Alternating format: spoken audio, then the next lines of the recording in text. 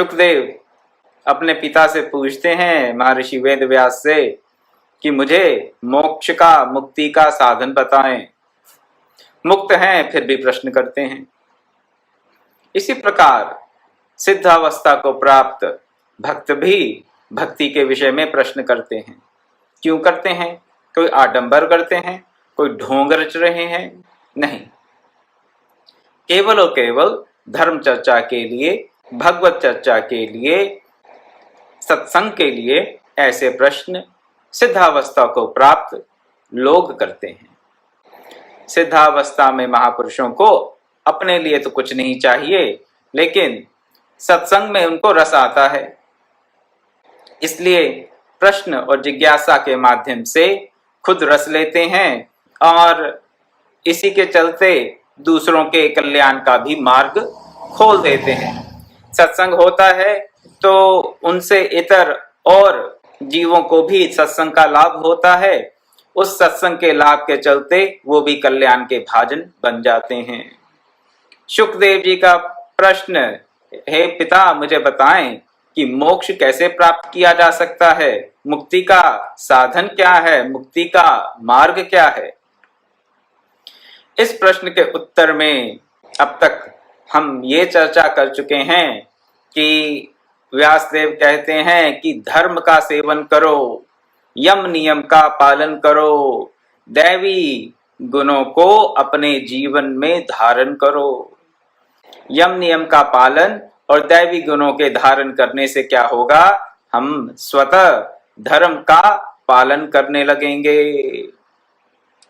और अगर ये दो बातें नहीं आई, दैवी गुण और यम नियम, तो फिर हम धर्म का नहीं अधर्म का ही पालन होगा हमसे। धर्म के मार्ग पर हम नहीं चल सकते। ये बातें हमने परसों और कल गीता के माध्यम से, गीता के 16वें अध्याय के पहले 3 श्लोकों के माध्यम से, और कल पतंजलि के योग सूत्र, योग दर्शन के दूसरे पाद, साधन पाद के 30वें और 32वें सूत्र के माध्यम से जानने का प्रयास किया कि दैवी गुण क्या हैं और यम नियम क्या हैं। आगे पिता ने यह भी कहा अपने पुत्र को, समय निकला जा रहा है, हमें नहीं मालूम कितना समय हमारे पास शेष है, कितनी आयु शेष है। और जितना भी शेष हो, सत्य तो यह है कि हम जो भी कर सकते हैं केवल और केवल वर्तमान में ही कर सकते हैं। चाहे हमारे पास 50 वर्ष हो या 5 वर्ष या 5 मिनट के श्वास शेष हो इस जीवन के, जो भी हम करेंगे वो वर्तमान में ही करेंगे। भविष्य में नहीं कुछ जाके कर सकते, और अतीत में जाकर भी कुछ नहीं कर सकते, भूत में जाकर भी कुछ नहीं कर सकते। जो करेंगे वर्तमान में ही करेंगे। और इस वर्तमान में हम क्या कर रहे हैं उसका ध्यान रखें। ये वर्तमान का जो एक एक क्षण निकलता जा रहा है, इसको हम किसी भी प्रकार पूर्ण रूप से प्राप्त नहीं कर सकते, पुनः प्राप्त नहीं कर सकते। क्षण क्षण आयु छीज रही है, एक एक पल की गिनती की जा रही है। तुम्हारे शत्रु सावधान हैं। कौन से शत्रु सावधान है भाई? कौन हमारा शत्रु है? मुक्ति को चाहने वाला, भक्ति को चाहने वाला, मुक्ति का पिपासु, भक्ति मार्ग का जिज्ञासु, उसके लिए कौन से शत्रु हैं? जो इन मार्ग में बाधा उत्पन्न करते हैं वही शत्रु हैं।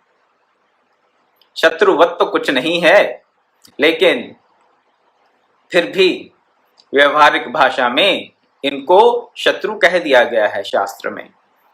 शत्रु कोई भी नहीं है। जो भगवत भक्त है उसका कोई शत्रु नहीं हो सकता, उसका कोई शत्रु हो नहीं सकता भगवत भक्त का। क्यों? क्योंकि जिसका किसी से विरोध नहीं, उसका कोई विरोध नहीं करता। इस सिद्धांत को आप थोड़ा ध्यान से सुने। जिसका किसी से विरोध नहीं, उसका भी कोई विरोध कर नहीं सकता। विरोधी तब उत्पन्न होते हैं जब हम किसी विचारधारा का विरोध करते हैं मानसिक रूप से, हो सकता है मुंह से ना कहें, लेकिन मानसिक रूप से भी अगर विरोध करते हो, मन से, वचन से, कर्म से, किसी भी प्रकार से अगर हम विरोध करते हो किसी भी विचारधारा का, किसी भी व्यक्ति का, किसी भी वस्तु विशेष का, किसी भी सिद्धांत विशेष का, तो फिर वो भी विरोध करते हैं हमारा। लेकिन जो किसी का विरोध नहीं करता उसका कोई विरोधी हो नहीं सकता, ये सिद्धांत है। तो इसी प्रकार जिसके मन में किसी के प्रति शत्रुता का भाव नहीं है, वास्तव में उसका कोई शत्रु नहीं है, उसका कोई शत्रु नहीं है। श्री रामचरितमानस में भी युद्ध कांड में, जिसे कि लंका कांड भी कहा जाता है, उसमें विभीषण ने कहा कि हे प्रभु राम, रावण के पास तो इतना सुंदर, सुदृढ़, सब प्रकार से संपन्न, सब अस्त्र शस्त्रों से संपन्न रथ है, और आप तो पैदल ही युद्ध करने निकल पड़े। ये युद्ध कैसे होगा? आप इस युद्ध में शत्रु पर किस प्रकार विजय प्राप्त करेंगे?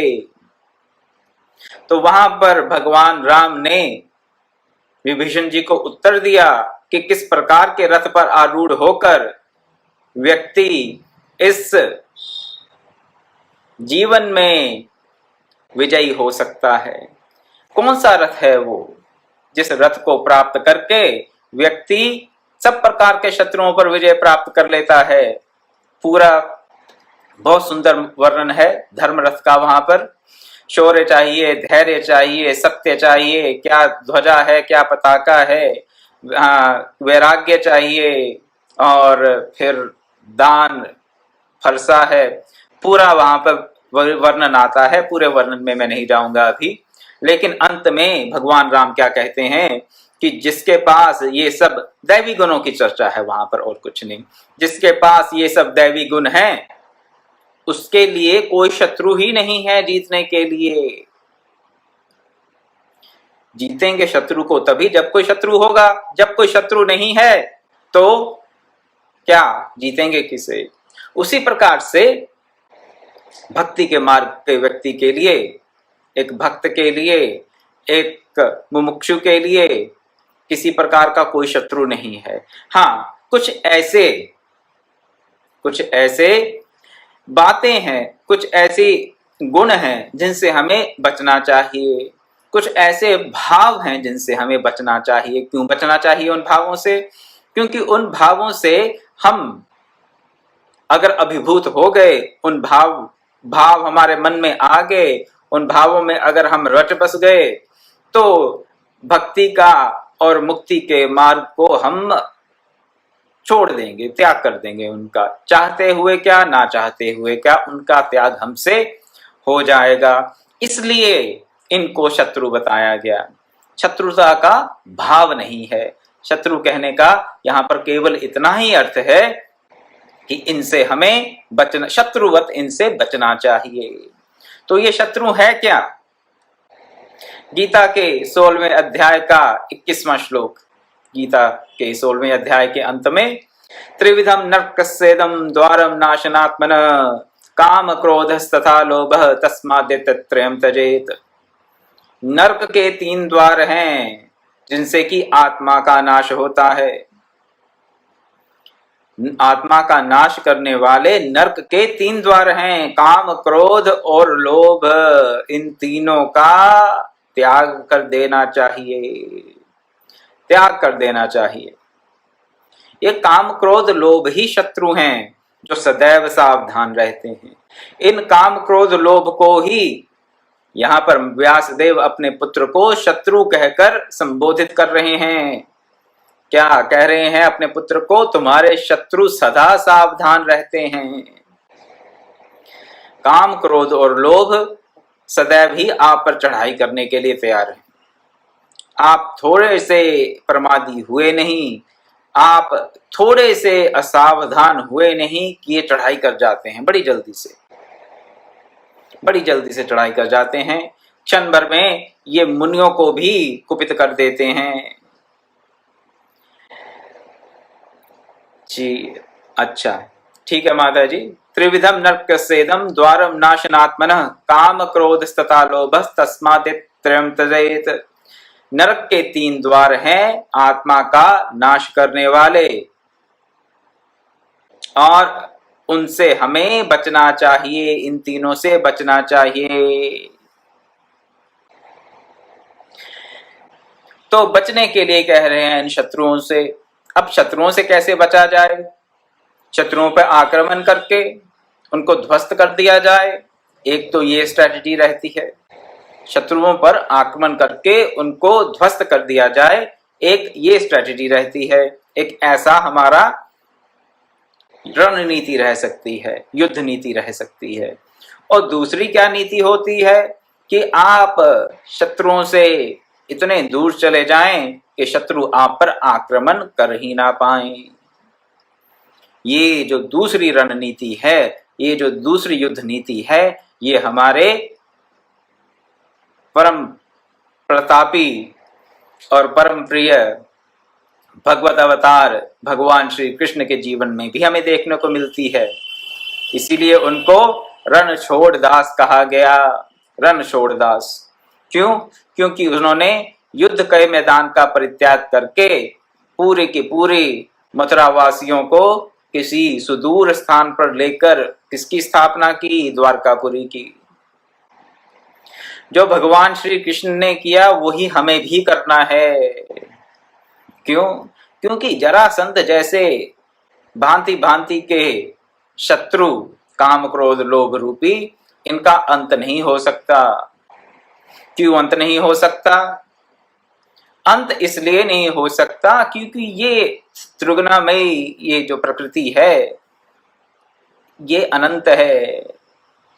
न अंतो न चादि न च संप्रतिष्ठा, इसका ना अंत है, ना आदि है, और ना ही इसकी प्रतिष्ठा है। ना अंत, हाँ, आदि नहीं है, अंत नहीं है। इससे अगर हम लड़ने लगेंगे तो लड़ते रहेंगे सदैव के लिए। तो ये ऐसे शत्रु हैं जिनको हम दबा सकते हैं, एक बार पराजित कर सकते हैं, लेकिन ये फिर चढ़ाई करेंगे, फिर पराजित कर सकते हैं, फिर चढ़ाई करेंगे। अगर इनसे ही भिड़ते रहे तो हम परम शांति को प्राप्त नहीं कर सकते। इसलिए भगवान श्री कृष्ण की युद्ध नीति को, रणनीति को, भगवान श्री कृष्ण की स्ट्रैटेजी को अपनाना होगा। वो क्या स्ट्रैटेजी है? चले जाओ, पूरी नगरी को लेकर मथुरा से चले जाओ और द्वारिका नगरी नहीं बसा लो जहां पर इन शत्रुओं की पहुंच ना हो। कैसे करें भाई? ये काम क्रोध लोभ रूपी हमारे शत्रु, इनसे बचने के लिए हमारी द्वारिका कहाँ है?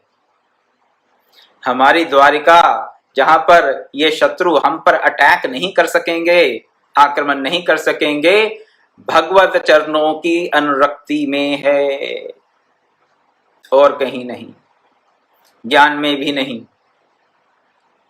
ज्ञान से अज्ञान का नाश हो सकता है, लेकिन ज्ञान से माया का नाश नहीं हो सकता। इस पर एक बार पहले मैं चर्चा कर चुका हूं, इसलिए संक्षेप में इतना ही कहूंगा। ज्ञान से अज्ञान का नाश हो सकता है, परंतु ज्ञान से माया का नाश नहीं होता। माया का नाश होता है भगवत कृपा से। भगवत कृपा उसको प्राप्त होती है जो भगवत शरणागत है। तो भगवत चरणों का आश्रय लेंगे तो हम द्वारिका में निवास करेंगे, और उस द्वारिका पर, उस द्वारिकापुरी पर, भगवान के द्वार पर पहुंच जाएं ऐसा समझ लें, और वहां पर भगवान से याचना करें कि इन शत्रुओं से हमारी रक्षा करो। तो भगवत कृपा होगी तो माया से उत्पन्न, त्रिगुणात्मिका माया से ही ये काम क्रोध लोभ उत्पन्न होते हैं और कहीं से नहीं। तो माया से उत्पन्न ये 3 शत्रु हमारा फिर कुछ नहीं बिगाड़ सकेंगे। व्यासदेव अपने पुत्र श्री शुकदेव जी को यही उपदेश दे रहे हैं। क्या कहते हैं? कहते हैं ये शत्रु काम क्रोध लोभ तुम्हें नष्ट कर डालने का मौका ढूंढ रहे हैं। अभी अभी इस संसार की ओर से अपना मुंह मोड़ लो। संसार से मुंह मोड़कर किस तरफ मुंह करो? संसार से मुंह मोड़ लिया, हमें तो चौतरफा संसार दिखाई देता है। मुंह मोड़ेंगे, जिस तरफ मुंह मोड़ेंगे वहां भी संसार ही दिखाई देगा हमें, तो जाएं कहां? आंखें बंद कर लें? नहीं, संसार से मुंह मोड़कर अपना मुख जो है वो भगवान की तरफ कर लें, भगवान की तरफ कर लें, अपने इष्ट देव की तरफ अपना मुख कर लें। माया को छोड़कर मायातीत की शरण में जाएंगे तो संसार से अपने आप आपका मुख मुड़ जाएगा। मायातीत की शरण को ग्रहण करें। अपने जीवन की गति उस ओर कर दो जहां इनकी पहुंच नहीं है। भगवत कृपा जहां पर है वहां पर काम क्रोध लोभ रूपी शत्रु आ नहीं सकते। भगवत कृपा। और भगवत कृपा किसको प्राप्त होती है? भगवत कृपा तो उसी को प्राप्त होती है जो उसका सतत ध्यान करता है। तेषां सतत युक्तानां भजतां प्रीतिपूर्वकं ददामि बुद्धि योगम तम येन माम उपयान्ति ते। जो मेरा सतत भजन करते हैं, गीता के 10वें अध्याय का 10वां श्लोक है ये। जो सतत मेरा ध्यान करते हैं, कैसे भजते हैं? प्रीतिपूर्वकम, सतत मेरा ध्यान कर, उनको मैं क्या करता हूं? उनको मैं बुद्धि योग देता हूं। कैसा बुद्धि योग? जिससे कि वो मुझे प्राप्त कर लेते हैं। तो उस बुद्धि योग की शरण में जब हम होते हैं, भगवान की अनुकंपा को प्राप्त कर लेते हैं, तभी काम क्रोध लोभ रूपी शत्रुओं से बच सकते हैं। इसके अलावा और कोई रास्ता नहीं। भगवान को जाने, भगवान की शरण ग्रहण करें। यजुर्वेद के 31वें अध्याय का 18वां श्लोक। वेदामहतं पुरुषं महांतं आदित्यं वर्णं तमसः प्रस्तात् तमेव विदित्वाति मृत्युमेति नान्य पंथा विद्यते अनायः। मृत्यु का अतिक्रमण कैसे करें? अमृत तत्व की प्राप्ति कैसे करें? ये कोई अलग बात नहीं कर रहा। आप कहेंगे अभी तो काम क्रोध लोभ रूपी शत्रुओं की बात कर रहा था, अब ये बोल रहे हैं कि अमृत तत्व की प्राप्ति कैसे हो। माया के इस जंजाल से निकलना ही अमृत तत्व की प्राप्ति है और कुछ नहीं। काम क्रोध लोभ रूपी शत्रुओं से सदैव के लिए दूर हो जाना ही अमृत तत्व की प्राप्ति है और कुछ नहीं। सब प्रकार के द्वंद्वों से उठ जाना ही भगवत प्राप्ति है, अमृत तत्व की प्राप्ति है, मुक्ति है और कुछ नहीं। केवल शब्दों का अंतर है, बात एक ही है। यहाँ पर यजुर्वेद में क्या कह रहे हैं? वेदामहतं पुरुषं महांतं आदित्य वर्ण तमसः प्रस्तात् तमेव विदित्वाति मृत्युमेति नान्या पंथा विद्यते अनाय। हम किसी और रास्ते को नहीं जानते, कोई और रास्ता विद्यमान ही नहीं है। नान्या पंथा विद्यते अनायः, और कोई रास्ता विद्यमान ही नहीं है। ऐसा नहीं कि हमें पता नहीं है, शायद हो और हमें पता ना, है ही नहीं। वेद की वाणी है, यजुर्वेद हमें ये कह रहा है कि और कोई रास्ता नहीं है, और कोई रास्ता विद्यमान ही बना नहीं है अभी तक। ऐसा नहीं कि पहले था और अब नहीं है और यहाँ फ्यूचर में बन जाएगा, ना। इसके अलावा और कोई रास्ता नहीं है। वो रास्ता कौन सा है? किसके रास्ते की बात कर रहे हैं? काम क्रोध लोभ रूपी शत्रुओं से बचने का क्या रास्ता है? वो कौन सी जगह है जहां पर इनकी पहुंच नहीं है? वो द्वारिका नगरी क्या है जहां पर ये शत्रु आकर आक्रमण नहीं करते? वो रास्ता जानो उसको, पुरुष को। कौन से पुरुष को? पुरुषम महांतम आदित्य वर्ण तमस प्रस्तात्। आदित्य सूर्य के रंग का है वो, आदित्य वर्ण, सूर्य जैसा चमकीला, सूर्य जैसा तेजवान दे दीप्यमान पुरुष वो है जो कि तम से परे है, अज्ञान से परे है। उसको जानो, उसको मैं जानता हूं। ऋचा वेद की ये कह रही है, वेदामहतं पुरुषम महांतम आदित्य वर्ण तमस प्रस्तात्। उसको जानकर तुम मृत्यु को प्राप्त नहीं होगे, तुम मृत्यु का अतिक्रमण करके अमृतत्व की प्राप्ति कर लोगे। ये कौन सा पुरुष है दे दीप्यमान आदित्य वर्ण का सूर्य जैसे रंग वाला, ये कौन सा पुरुष है भाई?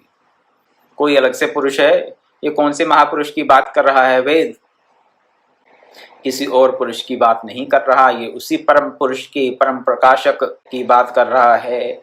सबकर परम प्रकाशक जोई राम अनादि अवधपति सोई, विषय करण सुर जीव समेता सकल एक से एक सचेता, सब कर परम प्रकाशक जोई राम अनादि अवधपति सोई। उसी की बात कर रहा है जिस प्रकाश से, जिस परम पुरुष से सब कोई प्रकाश प्राप्त करते हैं, सब जीव जिसके प्रकाश से प्रकाशित हो रहे हैं, उस परम पुरुष की बात कर रहे हैं, उस परम पिता परमात्मा की बात कर रहे हैं, उस भगवान की बात कर रहे हैं।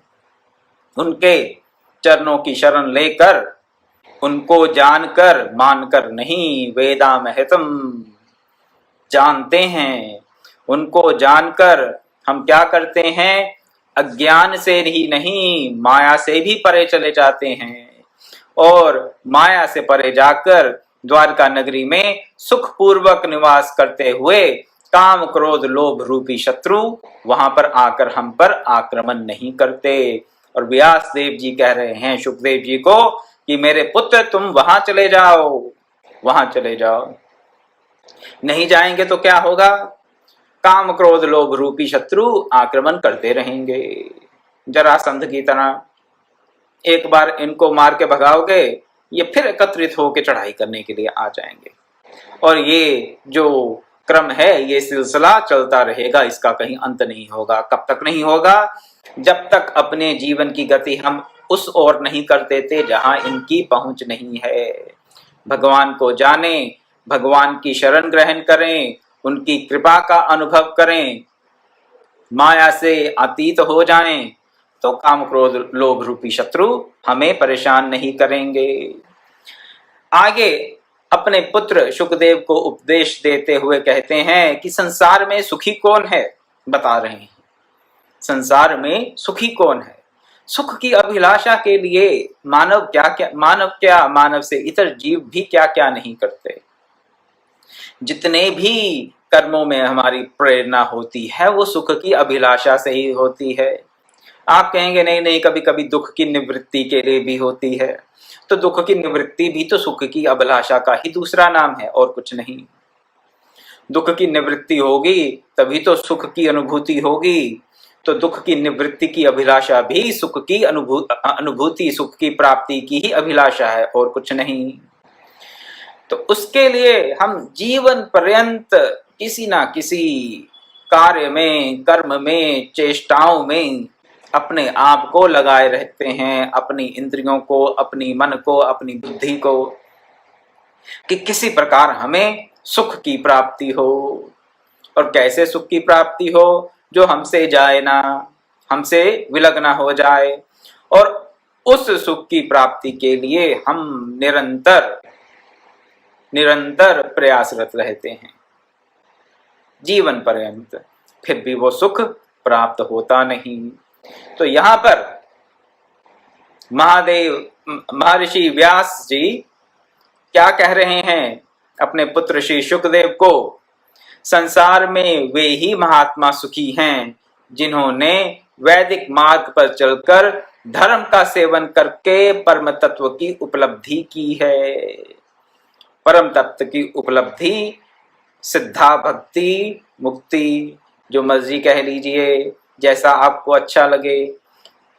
तो उस सिद्धावस्था को प्राप्त करने के लिए, उस मायातीत अवस्था को प्राप्त करने के लिए, उसमें प्रतिष्ठित होने के लिए क्या करना है?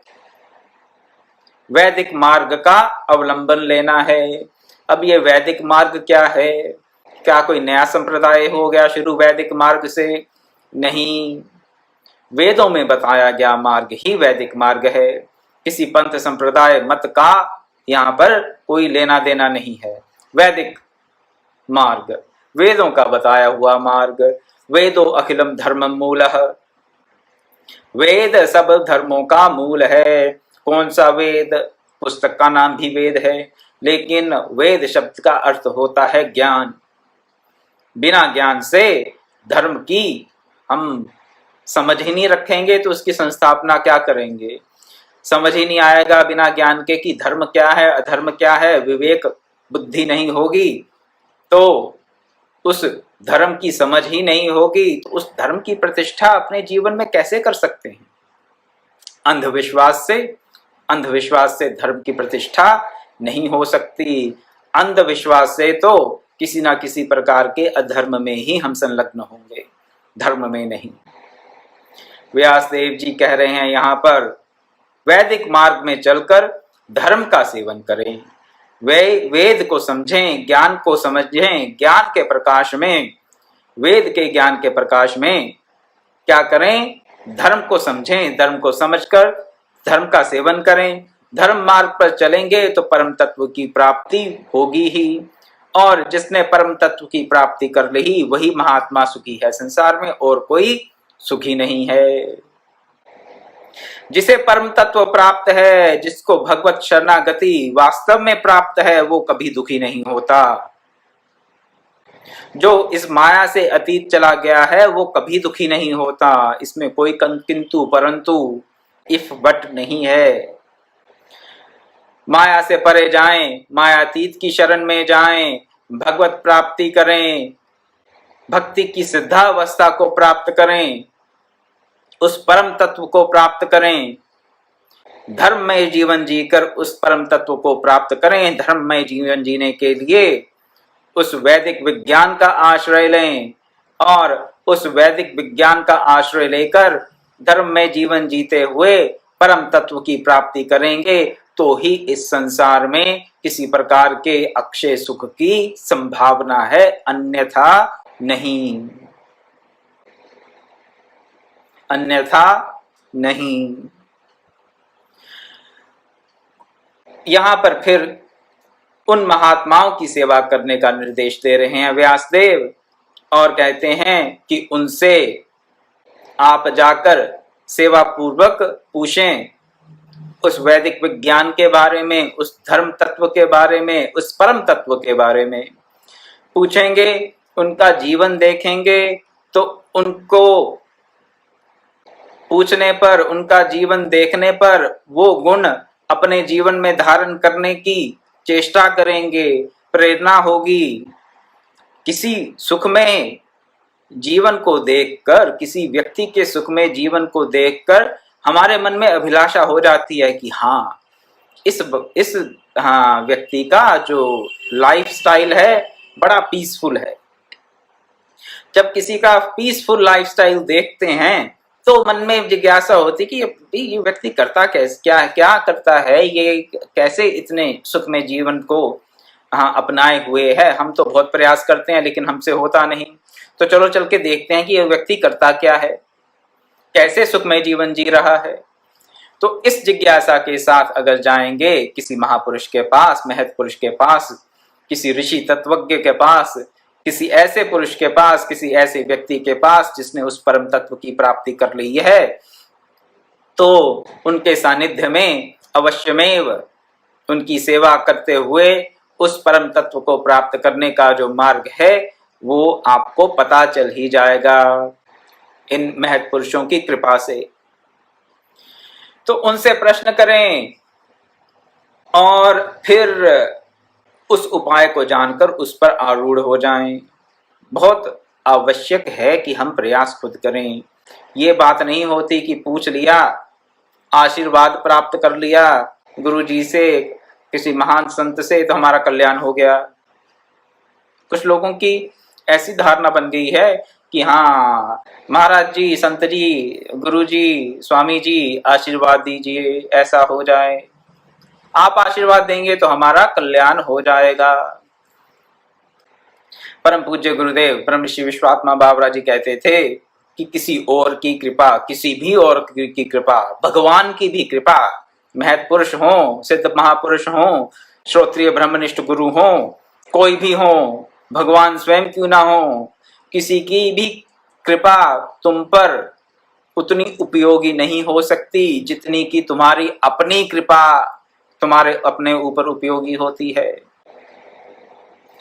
कृपा ढूंढते फिरते हैं हम, भगवान कृपा करो, महाराज जी कृपा करो, स्वामी जी कृपा करो, माता जी कृपा करो, आशीर्वाद दो, औरों से कृपा चाहते हैं, लेकिन खुद अपने आप पर कृपा करते नहीं।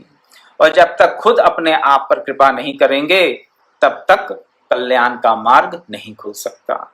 दूसरों की कृपा तभी फलीभूत होगी जब हम खुद अपने आप पर कृपा करेंगे। तो इसीलिए कह रहे हैं यहाँ पर महर्षि व्यासदेव अपने पुत्र श्री शुकदेव को कि उस उपाय को जानकर उन तत्वज्ञों से पूछो कि क्या उपाय है वो धर्ममय जीवन जीने का, आनंदमय सुखमय जीवन जीने का, उस परम तत्व की प्राप्ति का। उस उपाय को जानकर उस पर आरूढ़ हो जाओ। आरूढ़ हो जाओ कहते हैं। आरूढ़ होने का मतलब उस मार्ग पर चलना शुरू कर दो, और कुछ नहीं। आरूढ़ होने के संदर्भ में एक श्लोक है गीता के 6 अध्याय का 30वां श्लोक, आरुरुक्षो मुनिर्योगम कर्म कारणमुच्यते योगारूढ़स्य तस्यैव शमः कारणमुच्यते। जो अभी योगारूढ़ नहीं हुए हैं, जो अभी सिद्धावस्था को प्राप्त नहीं हुए हैं, जिनको अभी योग में आरूढ़ होने की इच्छा है, उनके लिए कर्म करना ही साधन है। कैसा कर्म साधन है? किसी महत् पुरुष के पास जाके प्रश्न करना कर्म है, उनकी सेवा करना एक प्रकार का कर्म है, उनके बताए हुए मार्ग पर चलना, उनके बताए हुए उपाय को अपना लेना भी कर्म है। जब तक इन कर्मों को नहीं करेंगे तब तक योगारूढ़ नहीं होंगे। तो जो अभी योगारूढ़ नहीं हुआ, जो अभी सिद्धावस्था को प्राप्त नहीं हुआ, उसके लिए ये सब कर्म योगारूढ़ होने के मार्ग बताए गए हैं। और जो योगारूढ़ हो चुका है, जो सिद्धावस्था को प्राप्त हो चुका है, उसके लिए क्या कहा भगवान ने कि उस पुरुष के लिए शम को साधन बताया। उस पुरुष के लिए शम ही साधन है। अब शम क्या है? मन का कंट्रोल, अपना मनोनिग्रह ही शम है। मन को अपने वश में करना शम है। तो पहले क्या करना है? पहले ऐसे कर्मों में संलग्न होना पड़ेगा हमें जिससे कि हम योगारूढ़ हो जाएं, जिससे कि हम सिद्धावस्था को प्राप्त हों। सत्संग, किसी प्रकार का जप, किसी भी प्रकार का तप, किसी भी प्रकार का व्रत, किसी भी प्रकार का स्वाध्याय, और भी साधन के जितने मार्ग हैं, ये सब कर्म ही हैं। जो साधन भक्ति है वो बिना कर्म के नहीं हो सकती। साधन कर्म का ही नाम है, लेकिन ये कोई काम्य कर्म नहीं है।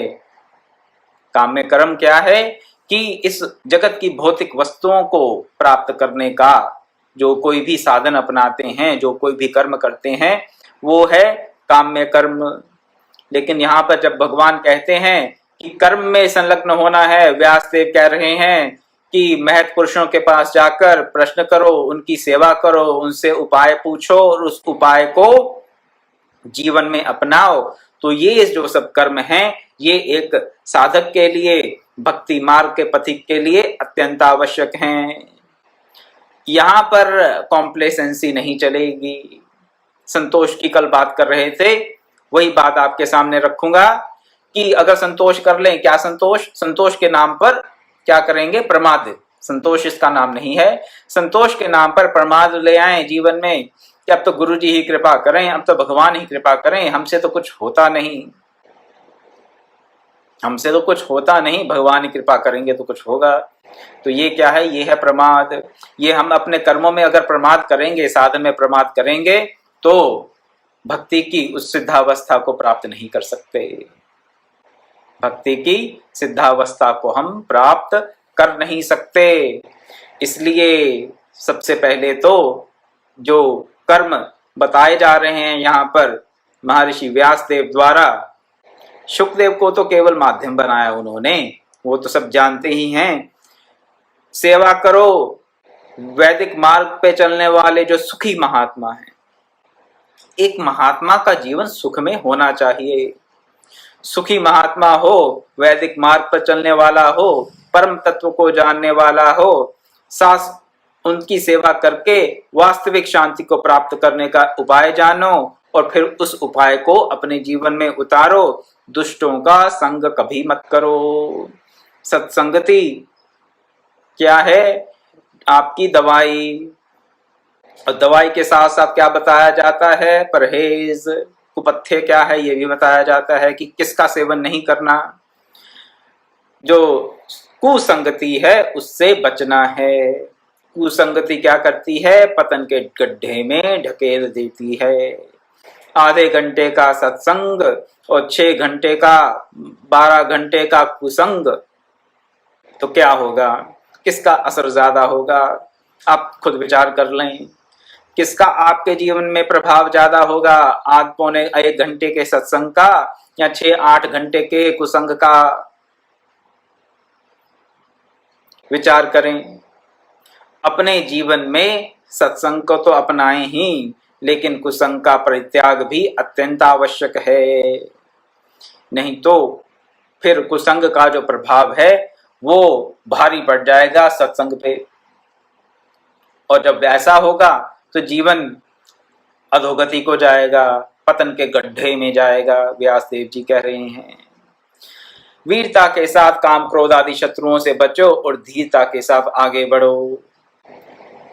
इस भक्ति के मार्ग पर वीरता भी चाहिए और धीरता भी चाहिए। ये मार्ग कमजोर दिल वालों के लिए नहीं है, भीरू व्यक्तियों के लिए नहीं है। ये मार्ग किनके लिए है? जो वीर भी हैं और धीर भी हैं, जो काम क्रोध आदि शत्रुओं से लड़ भी सकते हैं और फिर धैर्य के साथ आगे बढ़ते हुए उस द्वारकापुरी में प्रवेश पा सकते हैं जहां पर उनका आना संभव नहीं। वहां तक पहुंचने के लिए धैर्य चाहिए, और जब तक वहां पहुंचे नहीं तब तक तो काम क्रोध लोभ आदि शत्रुओं से लड़ना पड़ेगा। तो लड़ने के लिए चाहिए वीरता, और अपने मार्ग पर आगे बढ़ते रहने के लिए इन शत्रुओं से इतने दूर चले जाएं कि ये हम पर अटैक ना कर सकें, उसके लिए चाहिए धीरता, धैर्य चाहिए। दोनों को साथ लेकर चलेंगे तो फिर आपको आपके मार्ग से कोई विचलित नहीं कर सकता। व्यासदेव जी कह रहे हैं, आपको अपने मार्ग से कोई विचलित नहीं कर सकता। जब हमारे मन में ये बात आ जाती है कि कोई हमें अपने मार्ग से हटा दिया तो गड़बड़ हो जाती है। हमें अपने मार्ग से कोई विचलित नहीं कर सकता, ऐसी हमारी श्रद्धा, ऐसी हमारी भावना सुदृढ़ होनी चाहिए। कोई भी व्यक्ति, कोई भी परिस्थिति हमें अपने मार्ग से विचलित नहीं कर सकती। अगर कोई विचलित करता है अपने मार्ग से, तो वो हम स्वयं ही अपने आप को विचलित करते हैं और कोई नहीं करता। इस बात को समझें, जानें, इसकी फुल रिस्पॉन्सिबिलिटी लें खुद कि मुझे मेरे मार्ग से कोई विचलित नहीं कर सकता। अगर कोई मुझे मेरे मार्ग से विचलित करने वाला है तो वो मैं स्वयं ही हूं और कोई नहीं। आगे और बताते हैं अपने पुत्र को कि परमात्मा तुम्हारे सच्चाई को जानता है और मैं तुम्हारी योग्यता को जानता हूं। परमात्मा तुम्हारी सच्चाई को, योग्यता को देखते हुए तुम्हारी सहायता करेगा। शुभेच्छा और सच्चाई, दो बातें कही उन्होंने। सच्चाई क्या? हम अभी कहां पर हैं ये हमारी सच्चाई है, ये हमारी है रियलिटी। शुभेच्छा क्या है? हमारी, हम कहां पहुंचना चाहते हैं सही में, वो है हमारा आइडियल। और जब हमारी सच्चाई और शुभेच्छा भगवान को पता है, हमें भी पता हो तो भगवान को पता हो, अगर अपनी सच्चाई का खुद ही पता ना हो और अपनी शुभेच्छा कहाँ हमें जाना है, हमारी क्या इच्छा है वो भी पता ना हो, तो फिर गड़बड़ हो जाएगी। अपने को पता हो तो भगवान को पता चलेगा, और भगवान फिर हमारी रियलिटी में और हमारी आइडियलिटी में जो डिफरेंस है उसको धीरे धीरे समाप्त करेंगे, हमें उस मार्ग पर ले जाएंगे जिससे हम अपनी सच्चाई से, अपनी शुभेच्छा रूपी जो हमारी डेस्टिनेशन है, जो हमारा गंतव्य है, वहां पर पहुंच जाएंगे। और वहां पहुंचने के लिए व्यासदेव अपने पुत्र को कहते हैं कि आप महाराज जनक जी से जाके मिलिए। तो वो कैसे जनक जी के पास जाते हैं? कैसे प्रश्न करते हैं, वहां पर क्या चर्चा होती है, वहां पर उनके साथ कैसा व्यवहार किया जाता है, उसकी चर्चा कल करेंगे। आज समय बहुत हो गया, आज मैं अपनी वाणी को यहीं विराम देता हूं। ओम पूर्णमदः पूर्णमिदं पूर्णात् पूर्णमुदच्यते पूर्णस्य पूर्णमादाय पूर्णमेवावशिष्यते। ओम शांति शांति शांति। हरि ओम तत्सत्।